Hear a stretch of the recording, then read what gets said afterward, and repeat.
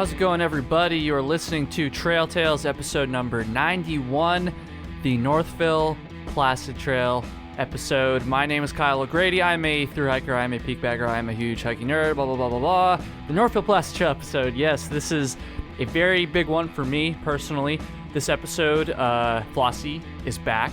He's back again. He was just on 2 episodes ago, but he's back for his, 4th or 5th episode. I can't even remember at this point. But we hiked the Northville Placid Trail together, and we lived together. So it was fitting that he comes on and we do the podcast together, obviously. So, yeah, just about 2 weeks ago, we set out and we thru-hiked the Northville Placid Trail in the Adirondacks. It took us about 8 days, and in this podcast, we just go through each and every day, talk about what happens, the significance of each day. And I think if you're planning on thru hiking this trail or any trail at a similar length, especially one in the Northeast per se, in fall when it's raining, I think you're going to find this pretty useful and hopefully pretty interesting. I also want to mention that today I also uploaded a pretty long, for my standards, video of our entire hike.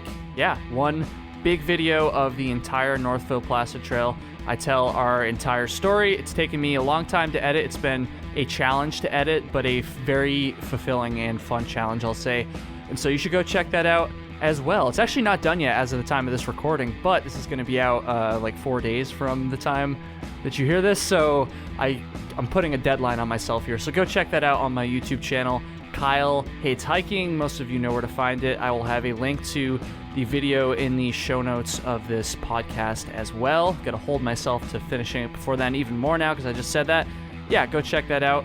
Gotta thank Flossie for giving me even more of his time doing another one of these podcasts. That's amazing. I gotta thank my editor.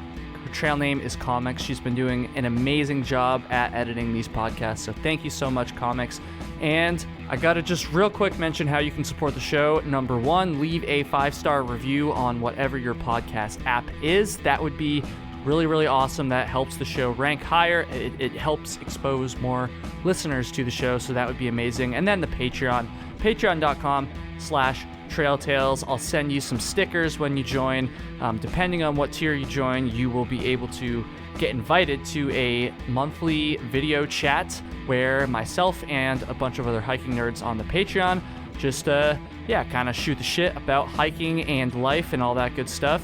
And most importantly, you'll just know, or maybe it's not important to you, but for me, it's like supporting the Patreon is just a great way to give back to content that you listen to a lot or watch a lot. So I would really appreciate that. Patreon.com/trailtales. Go check it out. And lastly, let me thank this episode's sponsor. This is a pretty cool thing I'm about to tell you here. Okay, so Sawyer products, you know them, you love them. You most likely use their Sawyer Squeeze filter, or you've at least heard of it. You've at least heard all of the great testimony from thousands of hikers all over the place. And I'm excited today to talk about something called the Sawyer Tap Filter, which I mentioned briefly in one of my sponsored Sawyer YouTube videos, but I don't think I've mentioned it in any of the ad reads on the podcast yet. Basically what it is your Sawyer Squeeze filter that all of us hikers love and use all the time, except it's adapted to screw right onto a tap,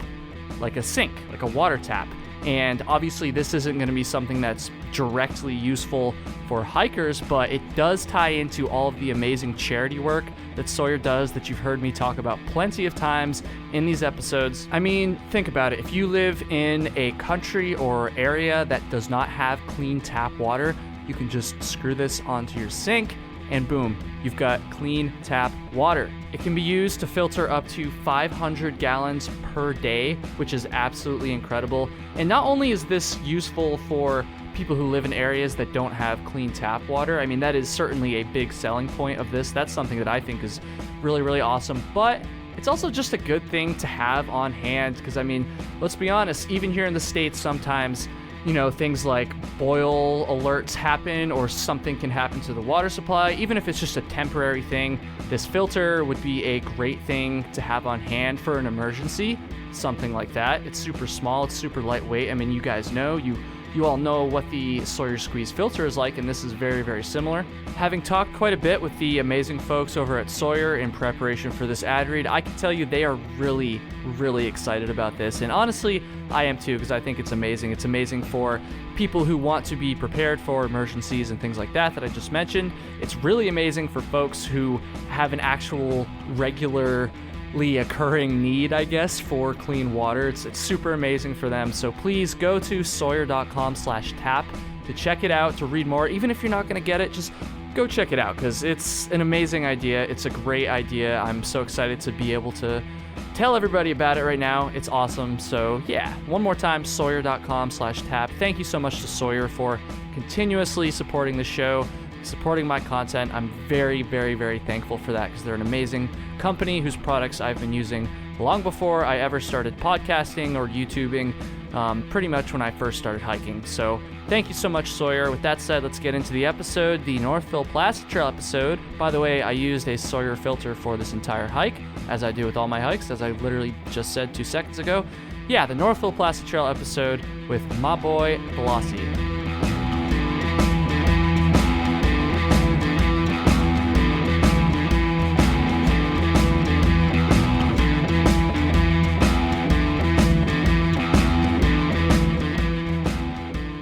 Here we go, episode number 91 of Trail Tales. Flossie's back again. What up? Flossie just got home from work, and he got an impromptu 2 extra days off, which is pretty cool, so you better be in a good mood.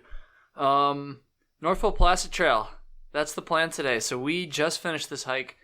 Let's see, today's Wednesday. Saturday. We finished it on Saturday, so less than a week ago. So if you heard 2 episodes ago when Flossie was here last, we were kind of, at the end of the episode, we were talking about it a little bit, our preparation, and I was just saying I was nervous about the weather and stuff, and I think that was pretty reasonable given what ended up happening. So yeah, that's we're gonna get into that. But I think what we're gonna do is we're just gonna go through day by day. We're gonna talk about what happened. We probably don't have time to go into a ton of detail for each day because it was an 8-day long hike, but we're going to do our best. So just real quick before we get into it, I'll just go over what the Northville Placid Trail is, just in case people don't know. I mean, it's been covered quite a bit on the show in a number of previous episodes, but the Northville Placid Trail is 140 miles long in the Adirondacks of New York. It goes from Northville to Lake Placid. And yeah, like I said, it took us about 8 days. It's a low elevation trail, lots of lakes, lots of rivers, and I think that's pretty much the spiel I give every time I explain what this trail is. So, yeah, we hiked it. We did the whole thing. I failed it a couple years ago, as a lot of you know. In 2015, I tried to hike it and I failed. So this was like redemption for me. We finished. I got the redemption, but I think it could have gone a little bit better, and we're going to talk about that. But yeah, we did it. So let's start out. Let's start with day 1, Flossie. Do you want to just talk a little bit about like the shuttle, I guess, because that was a big part of day 1. Day 1, woke up, got ourselves a nice McGriddle. Oh yeah, McDonald's never fails. Dude, they got killer hash browns. Yeah, too. We started the hike and we ended the hike with McDonald's. Now that I think about it, we did.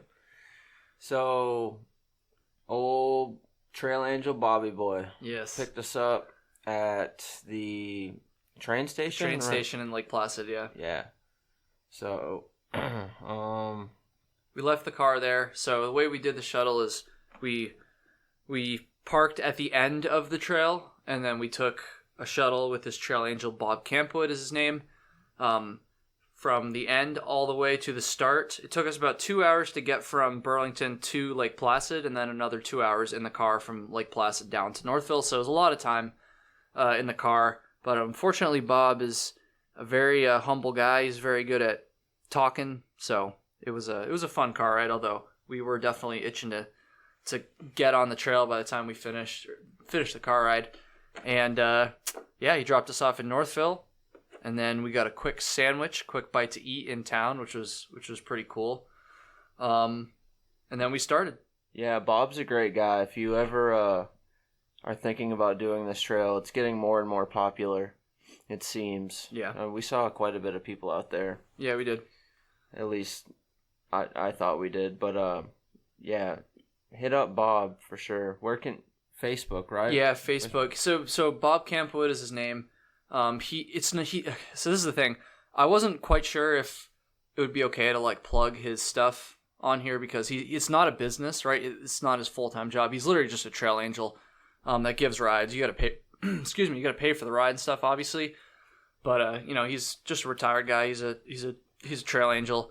You'll have to go on the Northville Placid Trail Facebook group to find his information, I think, and I'll just leave it there. I don't want to make it too easy for people because I don't want him to get overwhelmed, but I don't think there's going to be that many people that hit him up after this, so especially because the season's like basically over at this point for through hiking.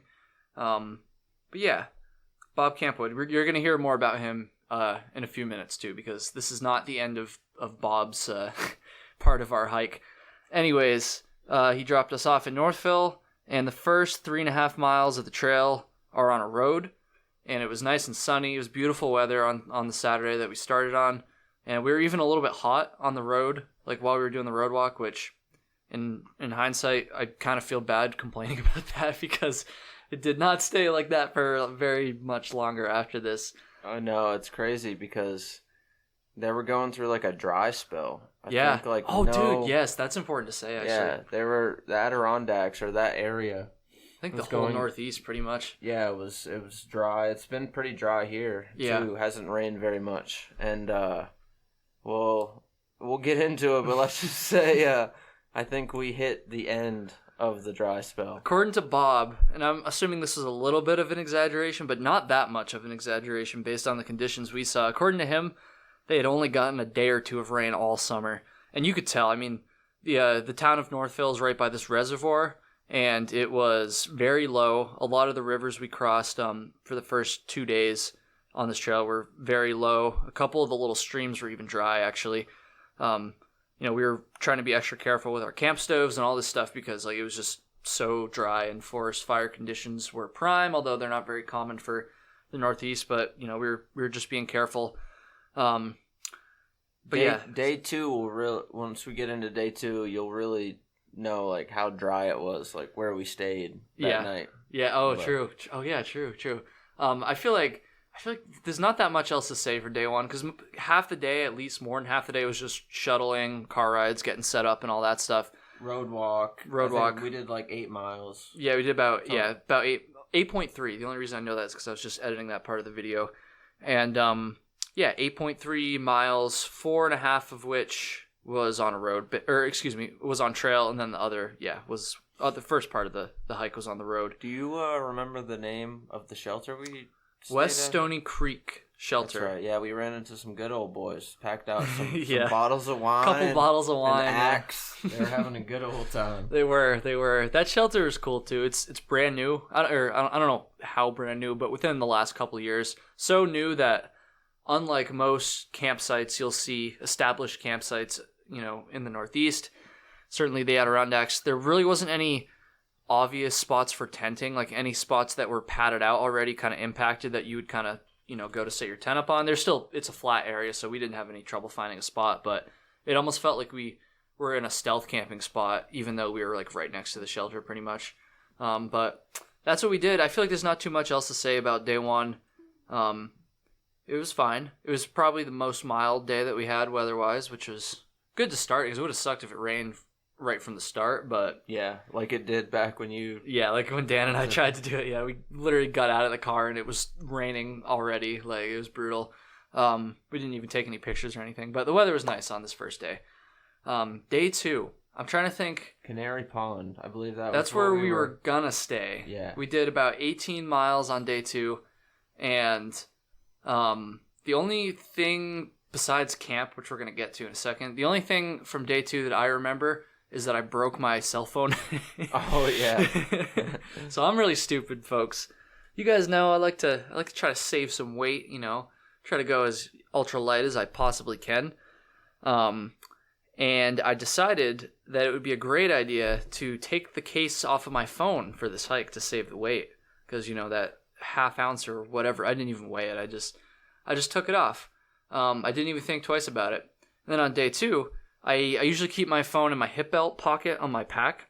And I was listening to music. I had my headphones in, and I think I usually leave the pocket like slightly like unzipped when my headphones are in, so the wire can be connected, obviously.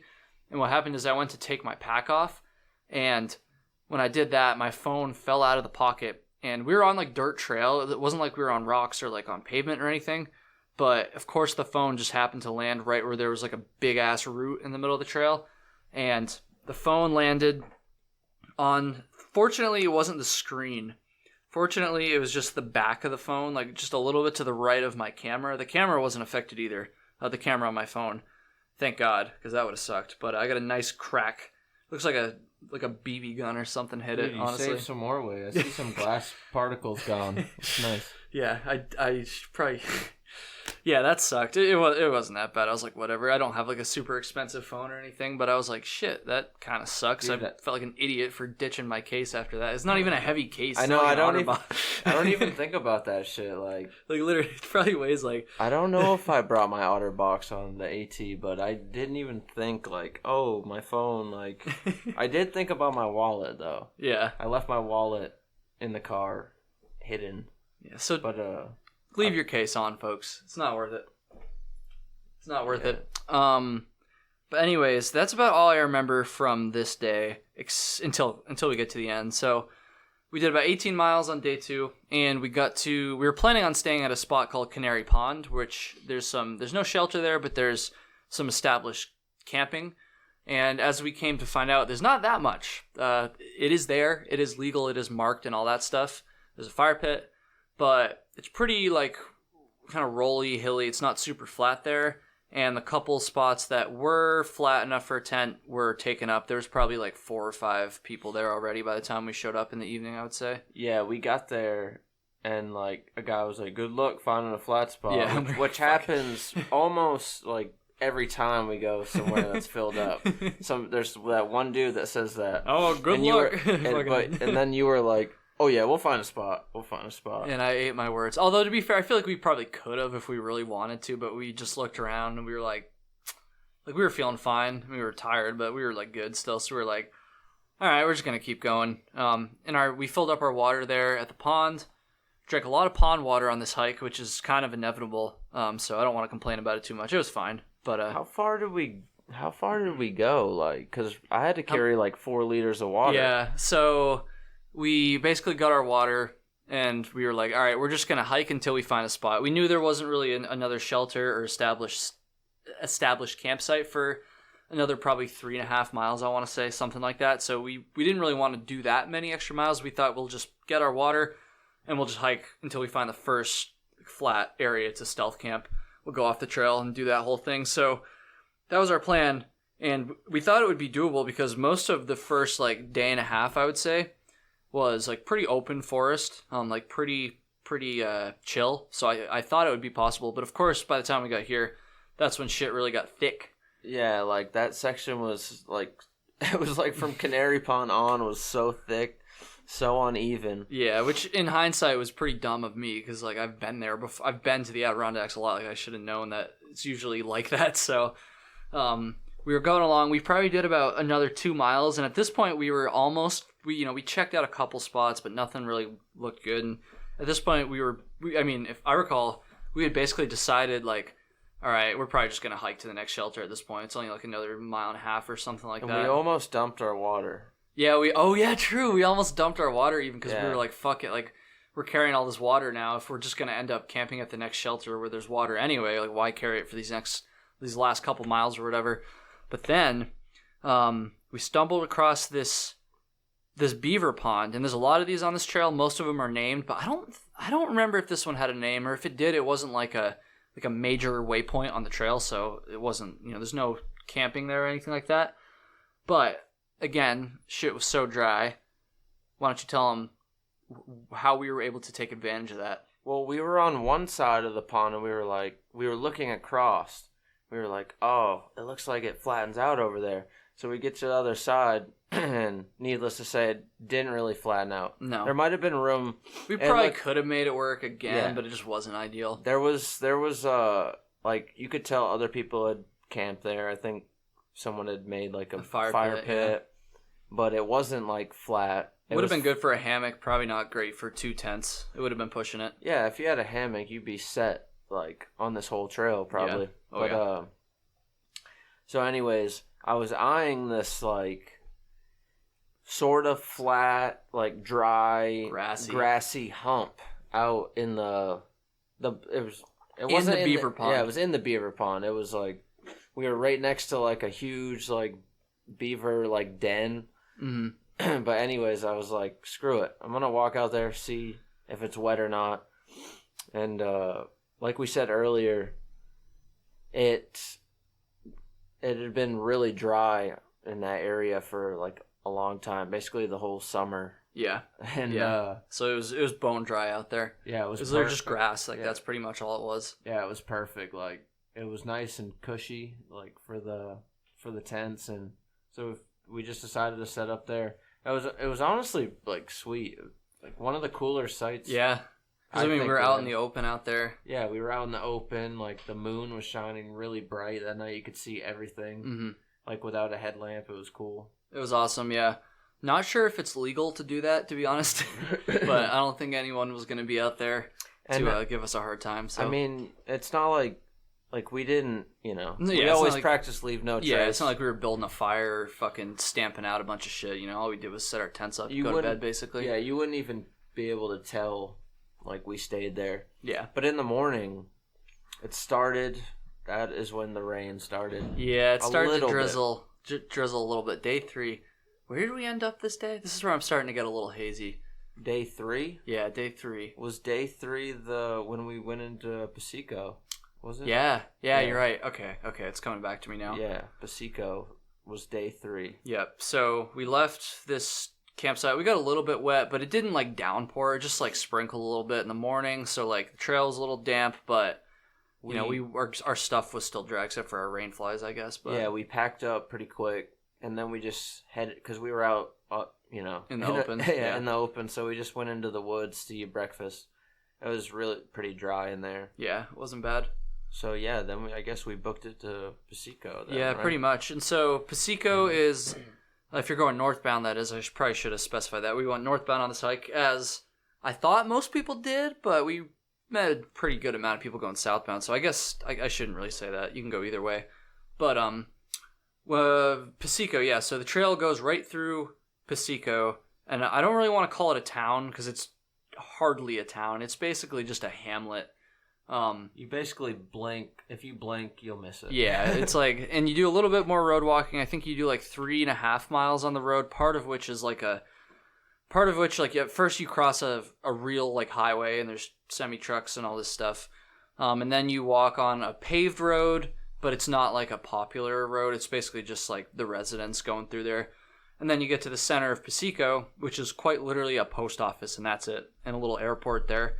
Like a, recreational airport or whatever. Which, originally, when Nara was planning this thing out, he told me, we might be able to bank on this post office, but they close at what time? Probably like 4 or 4:30. I'm not sure. I think we would have made it. We definitely would have made it, but that's just gambling. We had an easier option. So remember old Bobby Campwood. This gentleman lives in Pasico with his lovely wife and son, and they're all about hikers. They're like, again, they're trail angels, but I feel like it's not quite the same as like the AT, for instance, because there's not enough people on this trail. I'm assuming they probably don't know as much about like the trail culture. They just know there's hikers coming through and they're nice people and they like to help them out. So when we got our shuttle with Bob Campwood, he was nice enough to let us leave a resupply box with him when he dropped us off. That thing was heavy. Yeah, we packed it up, and we're going to talk about that in just a second. But we basically didn't have to even send our resupply box. We just left it with him. And then his house is quite literally right off of the trail in Pasico. And so when we rolled through there, he had told us beforehand, like, yeah, come up to the house. I'll have your box out. And he laid out like a nice table for us, a bench, and an outlet, dude. Like he hooked us up. We're so spoiled. I know. We were kind of spoiled. Like we were kind of spoiled. Like he was so nice, and him and his son as well, and his wife. Cynthia, I think her name was. So nice to let us do this. COVID and all. Obviously, we didn't go inside or get very close to him or anything like that. But and we did wear a mask in the vehicle. Yeah, when we were... yeah, we did that. And then let's see. He let us charge our stuff. They had a nice bench out there for us to just chill on. And because there's no like restaurants or anything in this town. Actually, there is a restaurant. It's a little bit off the trail, but it was closed on a Monday. It was closed on Mondays and Tuesdays, I want to say. The Oxbow Inn, I think it's called, so it wasn't an option for us. That tells you how small this town is. It's a tiny fucking town, like right? That, like Bob and his family, like they even said it themselves. There's not much to do there, so yeah. they love to help out the hikers. Yeah, we were like thanking them and stuff, and they're like, "Yeah, like what else are we gonna do out here?" So, that was really nice of them. But anyways, because we knew we couldn't get town food, because that's a big part of resupplying, right? Like when you go into town, like you got to get your food for the next section, but you want to like get some town food too. Get you a beer. Have a beer. You want to refuel. You got to do all that, and we knew we couldn't do that at a restaurant, but we also knew that we had this box, and Bob also was nice enough to let us leave our trash with him too. He had told us that we could do that ahead of time as well. Such a good dude. Such a good dude. Very, very thankful for that. And so we knew that we could pack some things in the resupply box that some things in the resupply box that we wouldn't normally have while we're on trail. But we also knew that we couldn't pack anything that would go bad not being refrigerated after a couple days. So it was kind of like a challenge. Like, what can we put in here that's going to be like nice and a little bit refreshing and different than our backpacking food, but also won't go bad after a couple days of not being refrigerated? And so what we settled on was pasta. I'm not talking pasta sides, instant nor nonsense. I'm talking actual pasta. We put some marinara sauce in there, a big thing of like nice local Vermont marinara sauce. We did bring some veggies, which we knew wouldn't go bad for just a couple days. Pepper, onion, jalapeno. Some corn. Some corn, yeah. Canned corn. Can of corn. Can of corn. A can of corn. Yo, if you don't know this, if you put a can of corn in a fire, she explodes. Makes it big. We didn't do that, but we definitely didn't do that, but Flossie's been talking about this all summer, so we'll have to try it at some point. Anyways, yeah, corn. We put some maple donuts, some chips and salsa, some protein like shakes and stuff like that, which we hardly even drank. I had one. It was good. I had one. Oh, some coffees, like some not instant coffee, like some canned, Dunkin' Donuts, Starbucks, whatever. Nitro brew. Yeah. 300 milligram, jacked up. We threw some goodies in there and a beer, a couple beers. Beers. Yep. So at the end of this day, so you go by Bob, Matt, and Cynthia's house, and then it's probably another 0.7 or 0.8 down the trail, which is still on a road. Should we tell them what's in front of their house, or is that just a dead giveaway about where? We'll leave that for folks to find out when they get there. I don't want to just blatantly give away where their house is, but yeah, for sure. I mean, he makes it pretty blatant. Oh, he loves it. I think he probably wants us to. He's pretty proud of that, but it's a little secret. Yeah, for sure. They're like, what are they talking You gotta about? hike the MPT to figure it out. Yeah. Anyways, so after we went to their house, it was probably another 0.8 down the road. And literally, this is where, again, I feel like I'm a little bit hesitant to say this, but he was all about it when we talked to him, so. Yeah, no, for sure, don't. Yeah. Because it's like, it's his, it's private property and stuff. But anyways. It's right on the trail. I mean, everyone sees it. Yeah, that's true. I guess you're going to see it. So what we're talking about here is a little bit beyond their house, right at the point where the Northville Placid Trail goes back into the woods off of Haskell Road, it's called. It's a dead-end road. Bob and Matt Campwood bought this property that I do not remember this at all the first time I went through. I remember like a bunch of trash and like a shitty trailer, and it wasn't cleared or anything. It was still just woods basically. And I just kind of hiked by. I didn't think much of it. But I guess they had bought this property and they clear cut it. I don't know if they were going to build a house on it or something. That's what it kind of looked like, but they didn't end up doing that. The sign said future home. Future Bob and Matt Campwood headquarters. Yeah, something like that. Hikers welcome. Yeah, and so basically, I guess they're just moving slow with these plans or whatever. I don't know what's going on, but they own this property, and so what they did, it's right on the trail, right before you go back into the woods. They cleared it. They planted beautiful, huge lawn. They built a great fire pit. They brought some chairs out. There's a river right there too, like literally right next to the fire pit. And they built a nice flagpole. Just a beautiful, beautiful, huge campsite on their private property, but it's right on the trail. And they have a sign right there that says "Hikers Welcome," and the throwing axe too. Shit. Yeah, they had like a hatchet that you could. It was like a throwing hatchet. It was pretty cool. It's super awesome. We got the hang of it. There. Super awesome. So if you stay here on the Northville Placid Trail, please be respectful of their property. God, like I would feel like such a douche if someone found out about it from this podcast and then went and did something that upset them. So please be respectful. I know most 100% of you, I'm just going to say, already know that, but just for clarity's sake.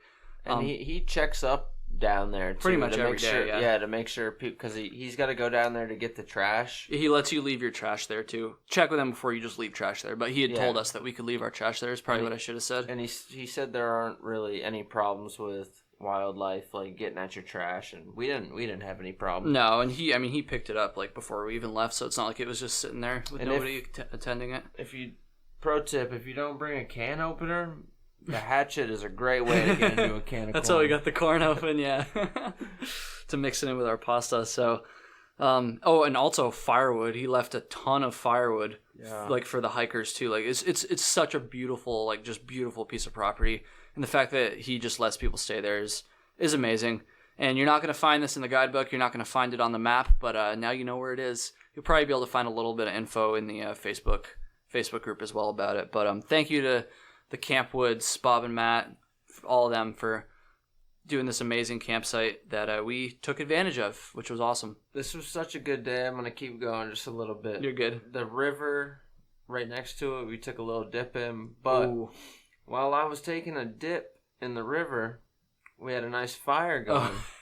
Well, we were still a little bit wet from the previous night, our socks and shoes and stuff. Yeah, my ultras were kind of wet, so I put them by the fire like you usually do. Just put them a little too close, and the fire was a little bit too ripping for them. And so when I get back, I look and I see the ultrasounds just melted. And I look. You're lucky they didn't catch on fire, honestly. Oh no! And then I look, and like the sides of them are just burnt.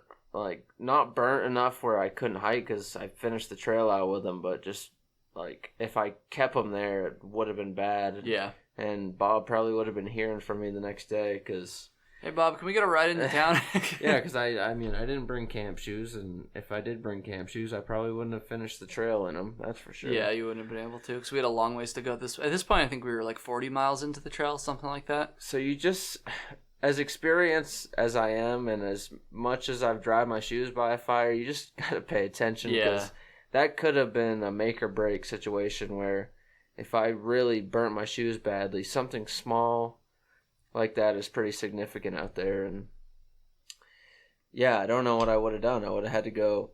I know the nearest grocery store is like 11 miles from where Bob lives. So I don't even think you'd be able to buy ultras in that who town. Knows? Yeah, like I just have to do what I did on the AT and get like a pair of Walmart shoes. Probably get shin splints. yeah, but fortunately it was okay. The next morning, right as we were about to leave, crack it, there you go.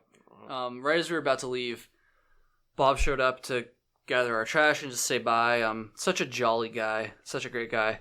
And he warned us, 50% chance of rain until noon, and then at noon, his words were, it's gonna rain, and it's gonna dump. So we knew, we had a little bit of an idea of the weather forecast before this, but that kind of just confirmed, like, okay, we're gonna get some rain. So we kind of set out that morning. You could see it, too. You could see how dark the clouds were. We were like, we're gonna get shit on today. It didn't look good. I was hoping that it wouldn't be as bad, because you never know with the weather forecast. A couple hours into the hike, it got bad. It got real bad. It got soaking. It didn't downpour, but it rained pretty steadily. Really for the next 24 hours. It really wasn't until around noon the next day that it stopped, and even after that, it was still a little bit off and on. So we basically hauled ass this day. We did the thing where it's too cold and you're wet, so it's just cold, and so once you stop moving for a few minutes, it's so uncomfortable. That's the thing, like, and a lot of you listening know this, obviously. You've experienced this. Like, when when it's raining and it's cold like that, the worst part of the day is actually when you're not hiking, like when you're taking your breaks. Because even if you're in a lean-to like we were, it's like where you're dry, you just get so cold and it's just so uncomfortable. And this was unfortunately a theme of this hike and from like, here on out. When you get to like a shelter, you don't like, who wants to put on dry clothes to eat for 30 minutes? And then just to take the dry clothes off to suffer the pain. Yeah, exactly. Of the cold. And you don't want to put like your down jacket on because you're soaking wet. And you don't want to get your warm, dry down jacket that you need to sleep in and have on later. You don't want to get that wet. So you basically just sit there, and maybe there's a technique for this that we don't know. we don't carry rain pants, but dude, Frog Togs, man, are a savior out there. Yeah. Like, so all we had on was our rain jacket, basically. So that sucked. So we basically only took one break this entire day. I think we did about 15 or 16. Yeah. And we stopped at West Canada Creek. West Canada Creek. Yeah, I think you're right. Yeah. I think the first lean-to in the West Canada Lakes area of the Northville Placid Trail. And this is a really, really remote area for Northeast standards. I mean, you're probably at least 10 miles trail miles until you get to the nearest road from this point. And even then, it's a dirt road in the middle of nowhere that you're not going to get any traffic or cell service on. So you're way the fuck out there. Not that we were thinking about bailing, but I just think that's significant because it's a very, very wild, one of the most remote, if not the most remote part of the entire state of New York, honestly. And we weren't even looking for that shelter. We were like, okay, we're gonna go like another mile or so. There were a bunch of shelters. There were like 3 shelters or so. Yeah. In a cluster, and we were like, okay, we'll shoot for that. Then we pop up over the hill, and boom, there's a shelter right there, and we were like, We sat down for a second, but we would have only hiked like another mile, so we were like, why? Like, we can do that tomorrow. Like, we need to get dried out. Yeah. At this point, it was only like 3:15 in the afternoon. This happened twice. This happened twice, yeah. It was only about 3:15 in the afternoon, but we had put in, I think 16 miles, which was basically all we had planned to do that for that day. We just hiked it faster than normal because it was uncomfortable and we were wet and wanted to get dry. So we got into this shelter. We did our chores, hung our bear bag, got our water, and then got into our dry clothes and basically didn't leave the lean-to until the next morning. Dude, I won't forget. I was walking around that place like a zombie looking for a branch to hang my stuff. I was so cold. It was brutal. Uncomfortable. It was brutal. We finally got dry, finally got in the shelter, and then we kind of like looked at each other like, what do we do now? This one didn't have cards, right? No, this one didn't have any cards or anything. And we ate dinner kind of early, and we were tired, so we basically laid down as the sun was setting. It was still a little bit light out, and then these 2 guys rolled in just after you'd kind of fallen asleep. I was still like awake enough that I was able to kind of perk up and say hello to them. Funny, Tyler was the one guy's name. The other one was a Buckeye. That was his trail name. Yeah. He was an AT thru hiker. And he's not even from Ohio, is he? They were from Pennsylvania. Yeah. Shout out to those guys. They were nice though. No, two guys like our age, honestly, like same situation as us. They were going southbound though. And they rolled in like just before it was starting to get dark, and obviously we made room for them because I wasn't gonna make them camp in the fucking cold, wet nonsense. They were in great spirits. Like they were having a blast because they'd been drinking beer the night before. They were all fucking fired up still. Yeah, I don't know. They got there. I was sort of half awake, and they ripped it. We made room. Yeah, I think they basically did what we did for the last section because I followed them on Instagram when I got home, and I think they finished like a day before we did or something like that. But, anyways, it was kind of funny because when we woke up the next morning, Tyler recognized me from YouTube, but he didn't recognize me the night before, so he like spent the night in the lean-to with a YouTuber he watches apparently without even realizing it until we were basically packed up and ready to leave, which was pretty funny. Isn't that weird? We were talking about that. We were like, some of the like nights like that where someone stumbles in, you're like sleeping next to a complete stranger. You have no idea what they look like who they are, but you're literally sleeping right next to them. I know, right? Yeah, shit. That is pretty funny, but you don't even think twice about it when you're out there because you got to get dry. So the next day, we were, or at least I was hoping and praying. I'm not a religious person. I was fucking praying for sun. We knew the rain was supposed to stop, and what I was hoping that meant was the sun would come out. And the rain did stop probably, maybe around noon that day. You got to explain how cold it was to put on. Cause, I don't have to explain it, dude. These people know. They know. They're hikers. They get it. It sucked. Fucking everybody knows, putting on wet, cold socks in the morning. Yeah, and there's no chance for it to dry out. It doesn't matter how windy it is. If it's still, raining like that. Yeah. Yeah, it sucked. It rained for over, 24 hours. And we were hoping rain stopping meant sun, and the rain did stop. But the sun did not really come out. It would tease us. It would come out for half a second. I would look back and Flossie would be like, yeah, and then it would just go back down and we're like, fuck. Yeah. Because it's even though it wasn't raining anymore, we were still soaking wet. And another thing about the Northville Placid Trail, it's not overgrown, but it's not a super popular, well-traveled trail. So a lot of sections are pretty tight. There's a lot of brush you're rubbing up against and stuff, especially pine trees.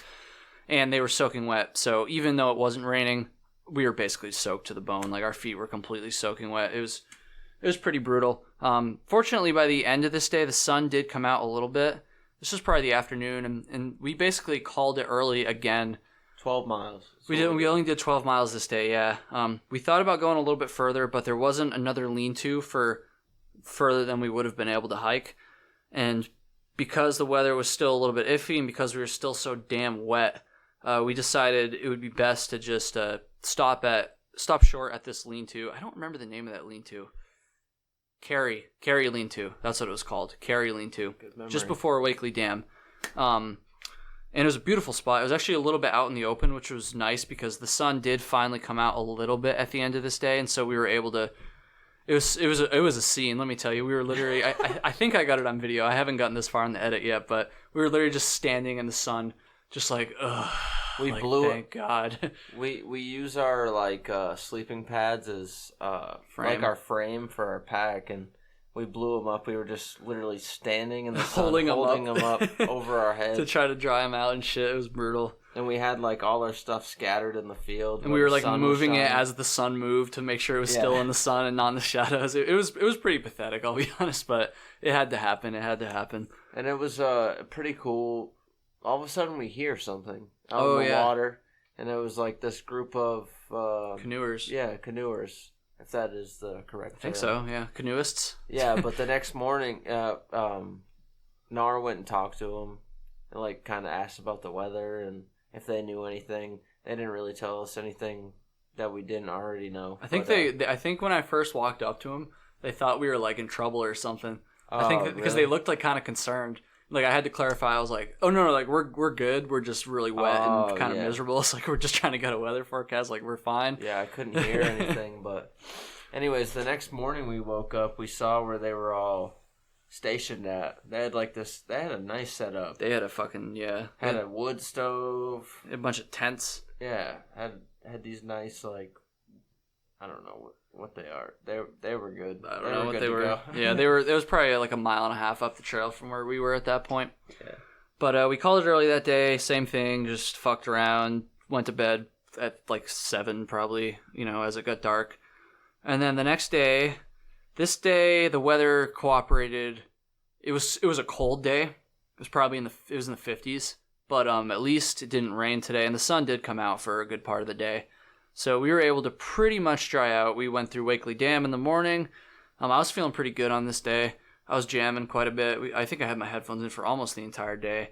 We went to Lake Durant Campground. There wasn't a whole lot of scenery on this section of trail. It's pretty just woods trail, but I guess that's most of this trail. But when we got to Wakely Dam, we met this guy who oh, dude, we didn't even mention, before we got to Wakely Dam, we had to cross through... Oh, the mud. I forgot about that. Cross through a huge part where a beaver dam was washed out. Yeah, so this was literally right as we started in the morning. And we knew this was going to happen. We knew about this section of trail beforehand, so it wasn't a surprise. But basically, probably about, I'd say maybe 100 yards of trail, maybe a little bit less than that. The guys at the shelter said it was 300, but it was 100. It was a football field. Yeah, it was probably about a football field. And what happened is the trail through there got washed out because of a beaver dam that broke or something. And so you're basically just hiking through ankle to almost knee deep in a couple spots, just water, muck, mud. So our shoes were already wet and stuff from the day before, so like it was whatever. But that wasn't great to hike through first thing in the morning. It probably made for some cool video, but it wasn't great. And then the rest of the day did get better after that. Honestly, in hindsight, this was actually one of the more chill days in terms of weather, at least on this hike. And we made it all the way to Terrell Pond on this day, which I think was like a 20-mile day. So we made up for the shorter days we had taken before, and we ripped a 20. And Terrell Pond was a significant spot for me because that's the shelter that I was at in 2015 when I learned about the Dannemora escapees, and when Dan and I decided that we were going to quit our hike. That's where we were. So we got there. Cell service there, which is how we learned about the escapees in 2015, and there's still cell service there today. Very rare to have cell service while you're actually on this trail, so that was kind of nice. In fact, I only remember a couple spots on the whole trail where you have cell service. It's really, really spotty, which is good. It's kind of nice, but then again, it's like also sort of like I didn't get to bed as early as I should have that night because I was on my phone. Just catching up on shit. Yeah, it was nice to reconnect a little bit. Yeah, and we checked the weather forecast that night, and it wasn't looking good. It was a little bit disheartening. I almost wish we had checked it because it actually didn't turn out to be quite as bad as we had thought. But we checked the weather forecast that night, and we were just, after being wet for the last and cold for the last couple days, again, we weren't going to quit. That was never an option here. No, wait. But we were just like, oh, can we just please get some good weather here? Like, we really, really needed it. And I remember your exact words. You checked it, and you were like, it's not looking good, buddy. And I was like, fuck. So that, honestly, it was kind of disheartening. Like, a blow to the ego, that's for sure. This trail was very humbling, we noticed. Yes, it was. It was. Because we hadn't really had days like this since the AT, and you need that, You do need that, especially I'm making all these videos and all this content, Mr. fucking big-ass YouTuber, hiker, douche over here. And so it was very humbling. And we had experienced conditions like this on the AT before, but it had been a while since then. So at least for me, I'll speak for myself, I'd almost like forgotten a little bit. Just been a little bit out of touch with how the trail can challenge you like that when the weather's bad. And so it sucked, but it was humbling at the same time. And it brought me back to a lot of those tough days on the AT for sure. Yeah, we've been so lucky like this year within our 400-mile goal to we had great weather. Get good weather, kind of pick and choose. And last year on the Foothills Trail, we had great weather too. Yeah. So no, it was needed. We were due. Needed. I'll say that. We were due. No, it was humbling for sure. But fortunately, the next day, the weather actually turned out to be better than it was supposed to be. It didn't even rain on us. It didn't. And it was supposed to, wasn't like 100% chance, but there's a pretty good chance of rain in the morning and the afternoon. Like 60. I think I saw 60%. Yeah. And we went into Long Lake, New York on this day. And our plan was to take a shorter day to do our resupply, to hang out in town, to get refueled. And then we were just going to hike out a couple miles after that. I lied. It did rain on us, but we'll get to that later. It did? Oh, yeah, true. Okay, that's true. But anyways, we started out this day. I was in pretty bad spirits. Oh, this was a good day. It was a pretty good day, though, honestly. Other than at Stewart's when we had to make a tough decision, but other than that, we got a hitch pretty easy into Long Lake. Hold on. Back up 1 second. All right. I left the shelter and I was in a pretty bad mood because we thought it was going to rain, and not only did it not rain, but the sun actually came out a couple times during the, I think, 10 miles we had from the shelter to the road crossing to go into town. And so by the time we got to the road crossing, I was actually in a pretty good mood because I was like, shit, we thought we were going to be stumbling into town completely fucking soaked, but turns out that wasn't the case. Anyways, sorry, what were you going to say about the ride in? I was just saying, like, it took 3 cars maybe? Yeah. Maybe 2 that went by. Hitching was a breeze. Yeah. And which we thought because of COVID it might not be, but it was good. This really nice guy that pulled over I think he lived near the city. Yeah, he said he was from New York City. Yeah, and he moved he literally moved his whole family to Long Lake just so his daughter could like go to school in person. Yeah, go to school in person and have, a better experience. So good man. Yeah, shout out to him. Good man for picking us up. Much appreciated. And it was nice because it wasn't a long hitch. It was like 5 minutes. A mile. Like a mile and a half, yeah. Yeah, 2 miles into town. And boy, when we got to town, did we pig out. We got to town, we went to town.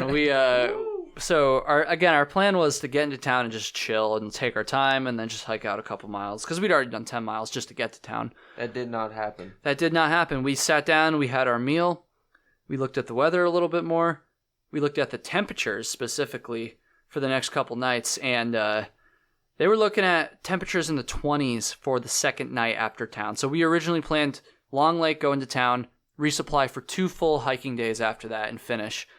But after we finished eating, we looked at the forecast, and at this point, I think we had like 35 miles left of the trail.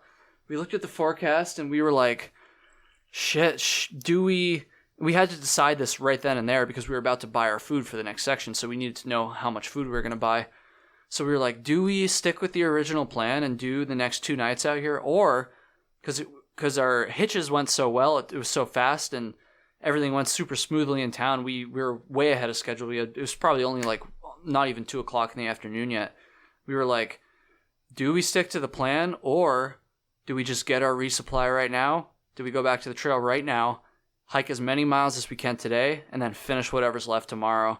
And you know how we do. Yeah, it was a little bit of a tough decision. We thought about it for a few minutes. Not like a minute. We also knew we had to decide fast because if we were going to go back to the trail, we needed as much time as we could to hike that day. So we thought about it for a minute or two, and then we were like, screw it, let's go for it. I just didn't want to spend a 20-degree night out there, especially because we knew we might get some more rain too. Yeah, so instead of hiking a mile when we got out of Long Lake, we hiked 13 miles. Yeah, at least I haven't even looked at the exact mileage. We ripped it. Yeah, it was 13 because I know it was like 23 miles by the end of the day. So we basically just went back again. Thank the Lord we got a quick easy hitch.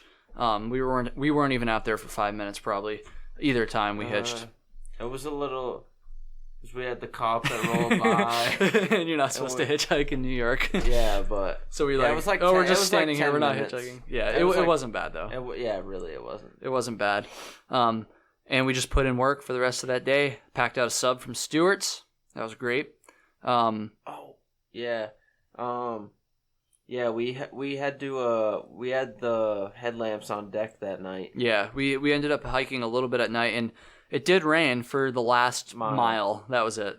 And I wanted to be mad because I was like, I gotta put my camera away and all this stuff. Only a mile left, but it wasn't that bad. I think we were just excited that we actually ended up ripping a 23-mile day with a stop in town, not even rushing that much when we ate our lunch and all that stuff. So and we crossed the old Cold River. The Cold River. What was it? That was the name of the shelter too, right? I think we stayed at Cold River number 4 shelter that night. That was a full send, and our plan was basically finish up the last 25 miles the next day. Mice are crawling all over that shelter. There's a lot of mice in that shelter. Sometimes you get to a shelter and you see signs of them. So they're there, but you don't really see them. These mice were just out in the open. It was literally as soon as we showed up, before we even took our packs off. We saw them around. I won't go into detail, but they weren't. There's definitely one less mice there now. They weren't messing with us after what we did to one of them. Does that violate leave no trace? I don't care. Fuck the mice. No, man, I threw it in the woods. Anyways, Flossie had some fun with the mice. Wasn't as much fun for them, but we did that, and then the next day, so we're timing this pretty good. We only got about 13 minutes left, so I think right. Yeah, we're timing this well. But this last day was one of the, if not the hardest day of hiking I've ever had in my entire life, to be honest. It was about 25 miles, like I said. We started at a normal time. We probably should have started a little bit earlier, but we were like, fuck it. This is our last day, whatever. So we started at a normal time, which is not early. It's probably 8:30 or 9. in the morning. And started off good for about the first mile, and then I'm not gonna lie, pretty much the rest of the hike was pretty miserable for me. Yeah. It was really cold this day, as normal. It didn't really like rain, but the area we were hiking through, it definitely had rained at some point in the last 12 hours because everything was completely soaked. So even though it wasn't raining on us, again, we're rubbing up against shit. We were soaked. The worst day of the trail. This was the worst day of hiking in a long time that I've had. Dude, it was so rough. It was up and down. And of course, yeah, rough, this last section was also like the roughest terrain too, which in hindsight, because this last section you go through the High Peaks, part of the High Peaks wilderness, the western part of it, and I've hiked there a bunch. So I should have known this. Like hindsight, like I felt like an idiot while I was out there. I was like, of course I knew this was going to be the roughest part, but I just didn't think about it before. But most of this trail is flat, but there was a lot of like just puds on this, up, down, up, down, up, down. Not really ever climbing very much or descending very much, but just not flat. It was also a lot of muddy. That's the thing. It was so crazy because when we started, it was so damn dry that we were literally being like super careful with our camp stoves, and by the end, we were just hiking through fucking mud like it was nothing. And also just a lot of blowdowns. That's the whole trail, basically. There's a lot of blowdowns on the whole trail, but they were just exacerbated by the fact that we were trying to rip a 25-mile day on our last day. Masturbated? Shut up. Exacerbated. Get your mind out of the gutter. Sorry. Christ, you've had one beer, you're already fucking talking dirty. Exacerbated. What was I even saying there? It was just the conditions were bad on this last day, and we were soaked to the bone, and it was cold. We pretty much only stopped 2 times over the course of 25 miles, 25 tough miles. We didn't see a single person this day either. It was a Saturday, too, in the High Peaks. Of course, it's not the popular part of the High Peaks, but it's still the High Peaks nonetheless. Didn't see a single person all fucking day until we got to Lake Placid. Didn't see a single bear the whole trail. No bear. I'm fine with that, though. Yeah. This day was put your head down and hike and shut up, basically. I listened to so many podcasts. Yeah, me too. Ridiculous. Listened to a lot of Jocko. And then by the end, I was just listening to music. I was just singing. I don't know if you heard me. You were a little bit behind me, but I was just... Oh, dude, I could hear you blaring that shit out. I could hear it over the podcast I was listening to. That's why you were probably hiking so far behind me. I was like, shut the fuck up. But, dude, I was physically and mentally exhausted. I'm honestly kind of glad that we didn't see anybody, because if we had like run into somebody that recognized me from YouTube, if they would have been like, oh, like you're Kyle Tuggy or whatever, I probably would have just been like, bleh. Like I would have not been very impressive, to say the least, that day. This day compares to the last day of the Cranberry Lake for me. I think I felt better physically this last day of the Northville to Placid than Cranberry Lake, because I was hurt during the Cranberry Lake, but I don't know. I didn't get rain on the Cranberry Lake. Yeah, so it evens out. It was tough. And of course, so the last I think mile or 1.2 of the Northville Placid Trail is on a road, Averyville Road, I think it's called. Dude, that sucked. The road sucked. In my mind, the whole day, I wasn't thinking about the road walk. I was just thinking, okay, just make it to the road and then a mile on the road, and then we finish easy, nothing, right? So we finally make it to the fucking road. It was probably like 5:30 at this point. So we were hiking all day. Like I said, we only took 2 breaks pretty much. That was it. And we're hiking all fucking day. And then we finally make it to the road. And of course, it starts to rain a little bit. It starts to rain right when we get to the road. I took the camera out because I wanted to be all triumphant, but it starts to fucking rain. I'm like, of course, I've been busting ass for this all day. I barely filmed that last day because actually, I barely filmed for a lot of this hike, to be honest with you. I haven't really gotten that far in the edit yet, but we'll see how it comes out. But I was like, of course, the one part I really want to film, the finish of the whole goddamn hike, it starts to rain. But it wasn't pouring, it was just misting and sprinkling, so I was like, fuck it. And it did stop a little bit, but that last mile on the road was awful. It fucking killed my feet. I mean, my feet were already killed, but it hurt way more than I thought it would. But we did it. We got to the end. There's no Katahdin on this trail. You literally finish at not even a trail intersection. You finish at a road intersection. Yeah. And there's a sign there, which it's fine. That's the way it is. Every trail's different. We took our pictures. I filmed a little bit and then realized a couple days later that I forgot to hit record because I was so fucked up.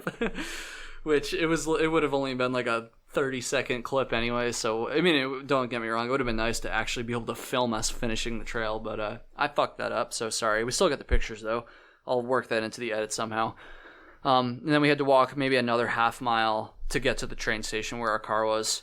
And at this point, you're basically in Lake Placid. It's barely on the outskirts. Like we probably could have walked to the center of town if we had wanted to, which we did not want to. But where did we try to eat? We tried to go to the. This would be a good way to finish. We tried to go to the Lake Placid Pub and Brewery. We get there. Okay, first of all, like I said, we didn't see anybody this whole fucking day. It was kind of a rainy, drizzly, just miserable day. We get to Lake Placid.